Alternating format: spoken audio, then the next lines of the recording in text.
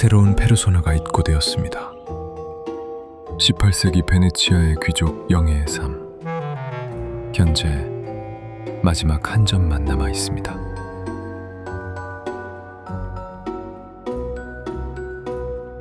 오늘 당신은 귀족 영예가 되어 무도회에 참석할 예정입니다. 드레스부터 착용해보죠. 당시 코르셋은 지금처럼 부드러운 천이 아니라 수십 개의 고래뼈나 강철판을 촘촘히 박아넣은 형태였습니다. 하녀가 뒤에서 당신의 허리를 발로 밀며 끈을 최대한 당길 때 당신의 장기들은 위아래로 밀려나고 갈비뼈는 안쪽으로 휘어집니다. 허리를 조였다면 이제 골반을 확장할 차례입니다. 당신의 허리 양옆에 장착된 파니에는 프랑스어로 바곤이라는 뜻이죠. 고래뼈로 만든 이 거대한 지지대는 치마를 양옆으로 최대 2m까지 부풀렸습니다. 이 과장된 실루엣은 단순히 유행이 아니었습니다. 당신이 서 있는 곳에서 반경 1m 안에는 그 누구도 침범할 수 없게 만드는 물리적인 권위였죠.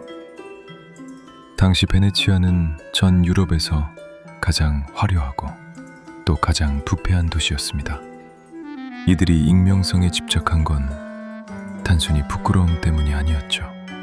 가면을 쓰는 순간 계급도 도덕도 성별도 사라지거든요.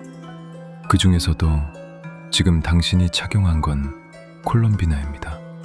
얼굴 전체를 가리는 바우타와 달리 눈 주위만 가려 입술의 미소를 그대로 드러내죠. 자신의 아름다움을 완전히 포기하고 싶지는 않았던 사교계 여성들의 발칙한 타협점이었죠. 저 대리석 금전들을 보세요. 수백만 개의 나무 기둥 위에 세워진 무리의 성들이죠. 하지만 가까이 다가가면 보일 겁니다. 습기에 부식된 벽면과 이끼 낀 기둥들. 당신이 든 화려한 부채는 우아함의 상징이 아닙니다. 운하에 가득한 오물의 악취를 가리기 위한 필사적인 방패죠. 조수 간만에 차라는 운에만 도시의 청계를 맡겼으니까요.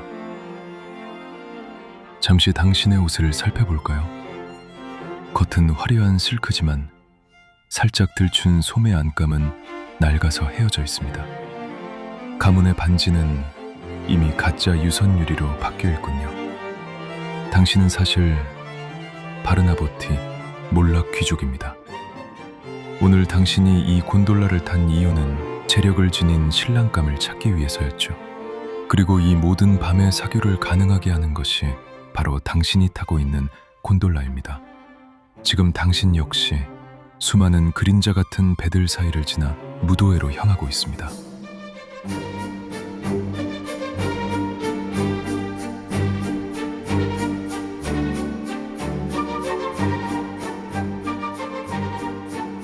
남자의 목소리는 다정하지만 얼굴은 알 수 없습니다.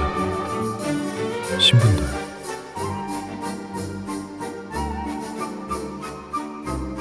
베네치아에서 가면은 신분과 감정을 지우는 마법이죠. 덕분에 당신은 몰락한 처지를 들키지 않고 그와 춤을 출 수 있습니다. 18세기 베네치아는 유럽의 놀이터였습니다. 사료에 따르면 1년 중 6개월 이상 가면 착용이 허용되었으며 심지어 도박장이나 극장, 수도원 면회소에서도 가면을 썼습니다. 이는 신분 질서가 엄격한 사회에서 잠시나마 자유를 누리기 위한 사회적 안전장치였죠. 하지만 이는 역설적으로 서로를 믿지 못하는 감시 사회를 만들었습니다. 무도회 도중 남자가 잠시 자리를 비웁니다. 당신은 그가 떨어뜨린 손수건을 돌려주려 쫓아가다 무도회장 구석의 비밀스러운 방으로 들어섭니다. 그곳에서 남자는 첩자로부터 남몰래 빼낸 무라노 유리 제조 비법 동연을 넘겨받고 있습니다. 남자는 베네치아의 귀족이 아닌 베네치아의 심장을 훔치러 온 스파이였습니다. 당시 베네치아 거울은 은박수은 아말감 기법으로 만들어져 세상에서 가장 선명했습니다. 무라노 섬의 장인들은 기술 유출을 막기 위해 평생 섬에 갇혀 살았고 이 비법을 훔치는 이들은 국가 반역죄로 간주되어 극도로 가혹한 처벌이 뒤따랐습니다. 이 남자는 지금 조국의 미래를 훔치고 있는 겁니다. 비밀을 들켰는데도 남자는 달아나지 않습니다. 오히려 당신의 귀에 입술을 바짝 대고 치명적인 유혹을 속삭입니다.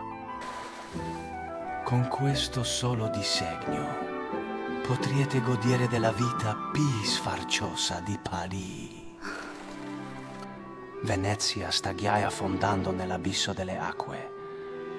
Non gettate la vostra bellezza tra i canali muscosi.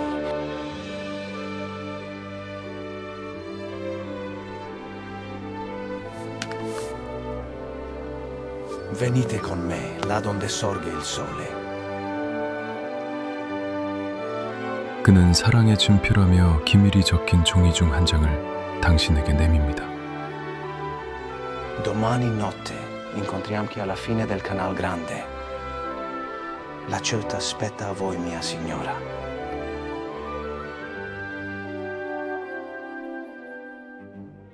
당신의 선택은 무엇입니까? 이제 두 개의 선택지가 당신에게 주어집니다.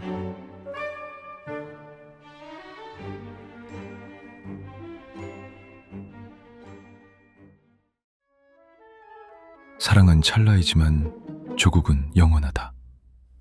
베네치아의 영광을 위해 그의 이름을 사자의 입에 던지겠다. 당신은 국가와 가문을 택했습니다. 떨리는 손으로 남자의 이름이 적힌 밀서를 사자의 입안으로 밀어넣습니다. 그는 10인 위원회에 의해 비밀리에 체포되어 탄식의 다리를 건너 처형됩니다.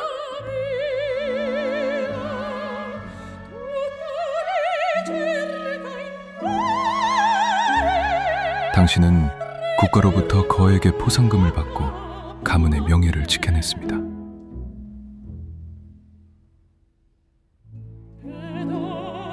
하지만 그날 이후 당신의 밤은 평온하지 않습니다. 곤돌라의 노젓는 소리가 들릴 때마다 당신의 귓가엔 처형장으로 끌려가던 남자의 비명 섞인 환청이 들려옵니다. 베네치아의 유리는 여전히 아름답게 빛나지만 당신의 눈에 비친 그 빛은 얼어붙은 연인의 눈동자처럼 서늘할 뿐입니다.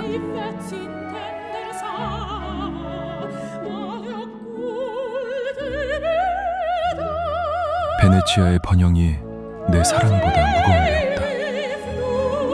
이 비법을 바쳐서라도 그와 함께 자유를 찾겠다. 당신은 금지된 사랑과 망명을 택했습니다. 당신은 침묵했고 야반도주하듯 그와 함께 프랑스로 향하는 배에 몸을 싣습니다. 그러나 그 대가는 처참했습니다. 당신의 가문은 국가 반역자로 지목되어 모든 재산을 몰수당하고 몰락합니다. 몇 년 뒤 당신이 건넨 비법으로 인해 베네치아의 유리 독점권은 완전히 깨지고 공화국은 경제적 파산에 직면합니다. 훗날 나폴레옹의 군대가 베네치아에 입성할 때 당신은 프랑스의 화려한 저택에 있었지만 조국을 판 여인이라는 낙인은 영혼에 깊이 새겨집니다. 결국 프랑스의 찬란한 햇살도 당신의 영혼을 자유롭게 하지는 못했습니다. 이제 깨어날 시간입니다. 안심하세요. 이 세계엔 위험한 연인도 무너져가는 조국도 없으니까요. 오늘 당신이 구입한 페르소나는 부티크의 7번 금고에 보관해두겠습니다. 잊지 마세요. 당신을 기다리는 매혹적인 페르소나가 아직 많이 남아있다는 사실을요.